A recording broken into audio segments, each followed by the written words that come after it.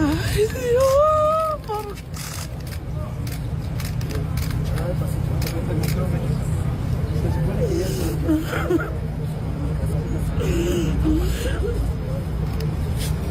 We're going to be targeting some extremely violent offenders today.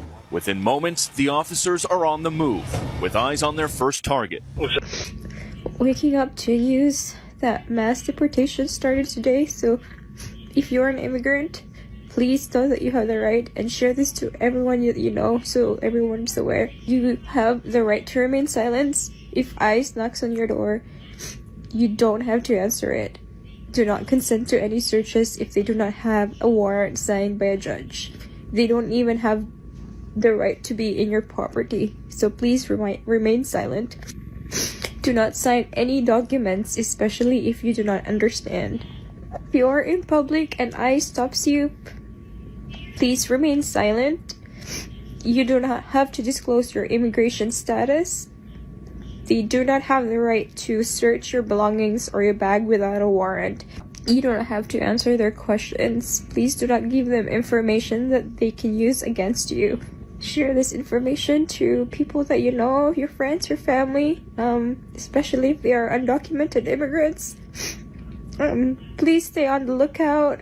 Look up for each other. If you spot ICE in your area, share to keep your community informed. And to my fellow immigrants, I know this is a scary time, that there are community and resources that can help you. Know your rights and please stay strong. My immigrant mother just called me on the phone, innocently asking me if she should start carrying her passport in case they start doing mass to prove that she's a citizen. It's so sad. Hey guys, ICE raids start on Tuesday, so La Migra. La Migra. You see ICE, you shout that at the top of your lungs. Got it? So this is the guy who is terrifying our community. Sir, can you identify yourself? They're saying that this is police, but they are ICE. Sir, can you identify yourself? Sir, why are you arresting working class people? You're ICE, you're not police. Why are you saying that you police? Don't you feel bad, people that is working? Here are some things that you need to know to stay protected. For now, ICE is most likely to enter businesses. So let's say ICE comes to the place where you work. What are you gonna do? Do not sign anything under any circumstances. You are going to assert two rights. The right to remain silent, make sure to actually say that, and a right to call your attorney. Every immigrant should have an immigration plan, which should include memorizing your immigration attorney's number. If you don't understand what they're saying, what they're asking you, and even if you do, just keep asserting those two rights. Don't say anything else. Here's what's super important. There's a new act that's going to get passed called the Lakeland-Riley Act. Innocent until proven guilty, doesn't exist. You can be charged for a crime and be immediately deported even if you're not proven guilty. So there is a huge incentive for ICE officers to charge you for crime. No matter what, no matter how aggressive they are being, do not be aggressive back. Do not resist. Do not give them any reason to charge you with a crime. If someone is there that could film the interaction between you and ICE, even better, so that there is evidence that you are not being aggressive. And now a little disclaimer, because I am Latina and I am scared of our racist government. I am not an undocumented immigrant. I am a US citizen.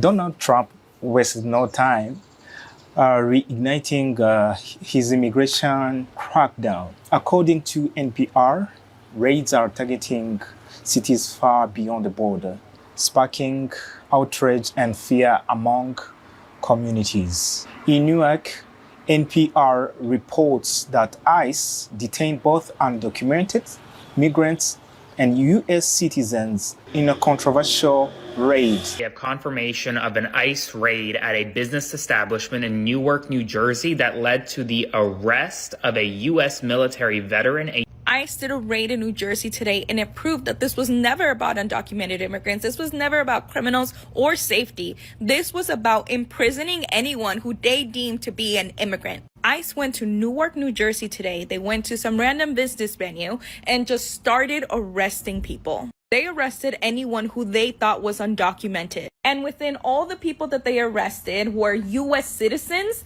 and a U.S. military veteran. And Newark, New Jersey's mayor, Ross Baraka, is completely disgusted by the actions of ICE today, and he is calling it out. He said that the U.S. veteran was ridiculed and the legitimacy of his military documentation was questioned. He is also calling out the fact that ICE had no warrants in conducting any of the arrests, and they just showed up to this venue and started indiscriminately arresting anyone who they believed looked like an immigrant. It's also being loud at the fact that these actions are a violation of the Fourth Amendment. This is exactly the response that we should be expecting from our politicians. Baraka is not going to let this slide, and he is standing up for his residents. This was never about going after undocumented immigrants. ICE will arrest anyone who they deem looks like an immigrant. Doesn't matter if you're a U.S. citizen or resident, if you look like an immigrant, they'll arrest you. And that's exactly what we've been trying to warn people about. They are not just coming for undocumented people. They are coming for everyone. So here we have some videos where people showed their reacted to what is happening now. So let's watch them. Honestly, guys, at this point, it's more than blue or red, black and white, whatever the fuck.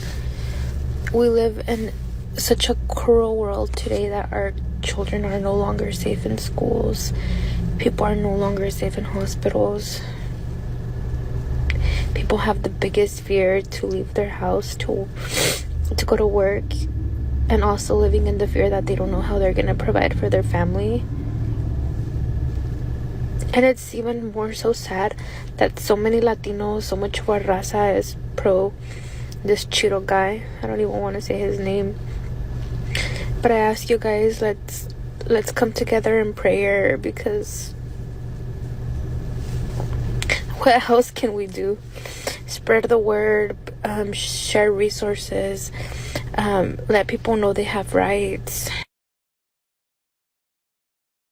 Considering that the ICE raids are happening right now, and a lot of immigrants are going to be deported back to their countries, I would like to share my story as an immigrant. I was born in Mexico City and now live in Mexico City. But when I was 4 years old, my dad was offered a job to live in Boston, Massachusetts. Well, in Framingham, Massachusetts. And my parents took it. They decided it was a great opportunity to live abroad, and so we moved as a family when I was 4. We lived there for 7 years, and they were a great 7 years. I had an amazing childhood. It was early 2000s. I was, living in New England. In Massachusetts, it's a beautiful state. It was very liberal. It was super diverse. I grew up knowing people from all over the world, and it really felt like this vibrant American spirit of, if you want to come here and dream and make your dream come true, you can, and so I really appreciated the US a lot. I would say the Pledge of Allegiance proudly, and I was also extremely proud of being Mexican. For me, it was an honor to be a Mexican immigrant. We lived 7 years in Framingham, and then my dad was offered a better job in North Carolina, and so we moved to North Carolina. Now, that story is it has its own story. It was very complicated, and definitely it was a huge culture shock. It was very different to New England, completely different. It was not actually the South. And so, we lived for a year, and honestly, I will tell you that I hated living in North Carolina, and I wished to not live there any longer. And it's funny because that year my parents decided to change their plan. We would come to Mexico every 2 years and do all of the legal immigration paperwork in Mexico City, because we would first come here. But that year my parents decided to go through Arizona, from the north to the south.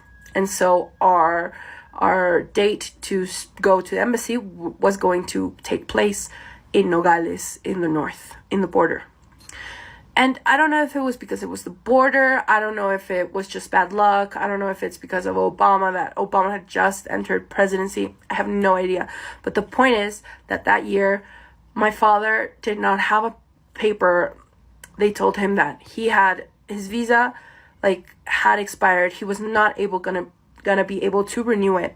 And he would have to live in his country of origin for a year before he reapplied for that same visa. And because my dad didn't have the paperwork to be able to apply for another visa and not have that happen, they told him that they were going to cancel our visas. And so he, even though he asked for an extension, he said, no, I have this paperwork. I could go back in my house and bring it. The consulate said no and took our visas, canceled them, and told us that we would have to wait a year. Of course, my father's boss was alarmed when he heard the news, and he tried everything to plead to the government that they grant him an exception. They grant my father an exception, and they didn't. He went to higher courts, they didn't accept, and we after a few months of living here, my parents understood that we were not going to go back. And so they put all of our stuff into storage units. They asked our neighbors to do that because we were renting a house in North Carolina. And we were first living with my mom's friend. And then eventually my parents said we have to rent our own place. And we rented a place in a tiny apartment here in Mexico City. The problem was that my dad was not being hired here. They said he was overqualified. And honestly, I think it's due to a lot of nepotism in companies, and that people don't actually want to be competitive. And so they weren't hiring him because they were like, no, you're going to take my job. And so my dad was being paid meager wages in contrast to what he was being paid in the US. And my mom had to start working to be able to make ends meet. They had put us in private schools here in Mexico because the public system is not that good. And that economic struggle made them not be able to pay a few months the storage unit. And so my dad was notified that the storage company had sold our storage unit. And I remember when my mother sat my brother and I down and told us that news. I remember asking her, what about my dolls? What about my photo albums, my childhood photo albums? What about, and I would ask her all of these things that don't really have monetary value, but are very valuable to a person. And she said, everything is gone. We have nothing anymore. And that year was funny because that trip that we had made, my dad didn't want to travel. We didn't want to pay for luggage. So he said that we could only bring our handheld luggage. And so we had traveled super light. And so I didn't have, the things that I had brought were I brought my Twilight books, now thinking about it, I was like, oh, I would have brought so many other things. And even though that was extremely painful and it still kind of stings, it's still very terrible. One of the really, really difficult things that I had to live through was having to integrate my identity. In the US, I had been a Mexican immigrant. I was proud of being a Mexican. I was for me, being being from Mexico was awesome. I loved talking about Dia de los Muertos, really exemplifying our culture, whatever. Even though what I learned was not completely authentic because I didn't grow up here, but I was definitely proud of being Mexican. But I was also super proud of being an immigrant and being an immigrant in the US.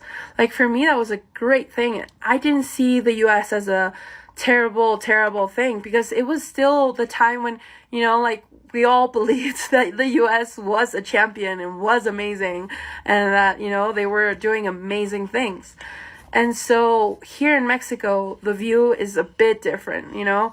We have very, like, it's a complex theme to talk about, you know, how Mexicans perceive the US, but there's a lot of resentment to the US, a lot. And I lived through that, like, in the first person. I was even told one time that I wasn't Mexican because I hadn't grown up there, which I understand. I understand why that classmate had told me that, but also it was extremely painful to be told that, when I was like, bro, I don't even have a green card. Like, like, if I'm not Mexican, then what the fuck am I, you know? And so, I don't know. Now that I see what's going on, my heart really goes out to all of the immigrants that are going to come back to their countries. It's not an easy process to come back. There's a lot of culture shock. It's not, because the country that you left is not the same when you come back. And you as a person are not the same as when you come back. So it's going to be a difficult time for a lot of people. It's going to be very painful. But I really hope that all of you understand that there is hope, that even if you lose everything, you will be able to build it back. And you can build it back here in Mexico. Like, there is a way. But it does take a lot of resilience. It's not easy. Sometimes your family sometimes doesn't entirely embrace you. But I would say, like, if you have friends, reach out to them. And also try to build community with other people that have lived through similar things. Now I think it's going to be a lot more common. When I came back, I didn't know anybody that had lived through that. But I will say that all of those Mexicans that will be coming back are definitely Mexican and do talk about one identity of our culture and our country. Meanwhile, NPR highlights Chicago's commitment to remain a sanctuary city. Mayor Brandon Johnson reassures residents that local authorities will not cooperate with federal agents, ensuring undocumented families' rights are protected. And I want you to know that if someone in school will ever want to talk to you and ask you where are you from, or if you're from here, you do not have to answer them, okay? You do not have to answer nobody. If you need a parent, you always need to have mommy or daddy next to you at all times, always, okay? You don't have to, if someone were to ask you, I need to talk to you, I have some questions to you, what do you have to tell them? Do you have to talk to them? No, you don't want to talk to anybody unless your parent is there. Talk to your kids, prepare your kids, because we just never know what's going to happen today, tomorrow, the next couple years.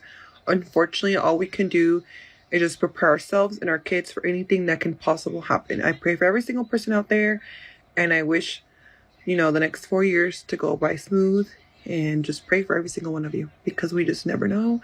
And this has barely been a couple days, and it has been a mess, and it's been a pretty sad month. I just pray for every single one of you. I know I'm not the only American feeling that way, because I've been feeling super, just the vibes are just definitely off. So ICE is showing up at schools and churches. I am in the Lexington area of Kentucky. I do not have my son for the next 2 days. If you need an auntie to pick up or drop off, please message me. And I'll be taking my microphone to churches on Sunday in the parking lot. If somebody could just let me know the pronunciation, I guess I'll Google it. Magira and whatever. Like, I'm going to F your plans up if I can.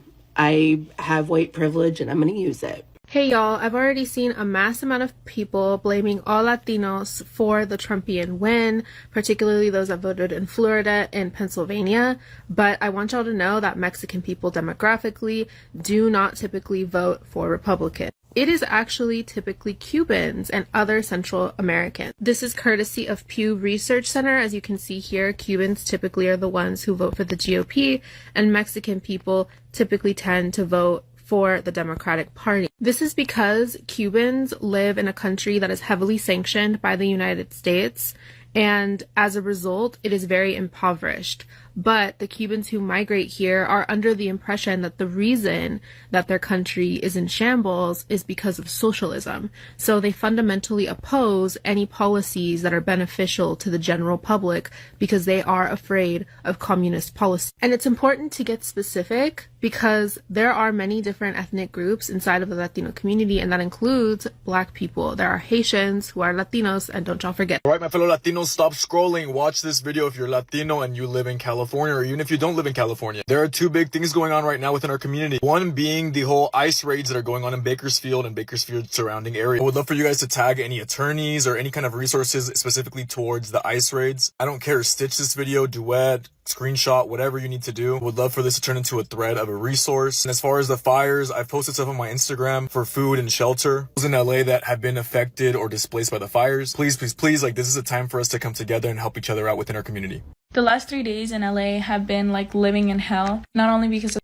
fucking fires that are surrounding us everywhere, now because of the ICE raids that are attacking the Latino community. My Latino community is out here helping people who have lost their homes, is helping the firefighters by making them food. There are vendors out there right now who are not even making any money and are just giving out food to people who have lost it all. And now they have to be worried about being taken by ICE. The people who work in the fields right now who are being, first of all, hit by this contaminated ass air, that are still going to work to make a living for their family, because it's the only type of living they can make because they don't have any papers. They are undocumented. Taking care of fruits and vegetables that we need to survive here in the LA community. They are now being forced not to go to work because they are scared of being detained by ICE. It is important for us to educate our family members who don't speak English that they have rights. They should not be speaking to ICE at all. They have the power to remain silent. They have the right to have an attorney and should not be discussing any of their personal business with an ICE officer. If you're trying to learn Spanish in 2025, the two most important words for you to learn are la migra. La migra. Okay, let's say it one more time. La migra. That means ICE or immigration. You see ICE on a vehicle, that's not the ice that you put in your drinks. That's the ice that ruins people's lives. So you are going to yell la migra as loud as you can and maybe cause a distraction. Help buy them some time. You can also say la migra llegando, which means that they're coming or they're here. If you want to be more discreet about it, you can say, is that la migra? The most important thing is for them to hear la migra as fast as they can. They'll know what they need to do. Be loud. ICE raids are apparently already starting. Chicago, San Antonio, DC, I'm blanking on the rest, but I would not be surprised if there are more cities than they've listed. Be vigilant, be helpful, be alert. They are people and they have created their lives here, okay? Help them out as loud as you can. La migra, la migra. Like I said, those are the two most important Spanish words to know. I also saw a few creators say to them, no hables, which means don't speak, no hables, and abogado, which means lawyer. Abogado. Abogado. You can say pide abogado, which means ask for a lawyer. No hables, pide abogado. Pide abogado. If you have heard of any other phrases to use, you can comment them below. Feel free to pass this on.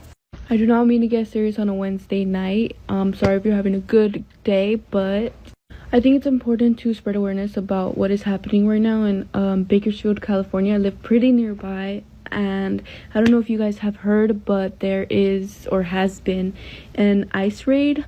Basically like immigration, capturing and taking families apart and stuff, I just wanted to spread a little bit of information on your rights, just in case you don't know, or just in case you're put in this situation. Hopefully, I'm praying to God that you are not, because it is very scary, and I'm very sorry for those people who have been having to be put into that situation recently.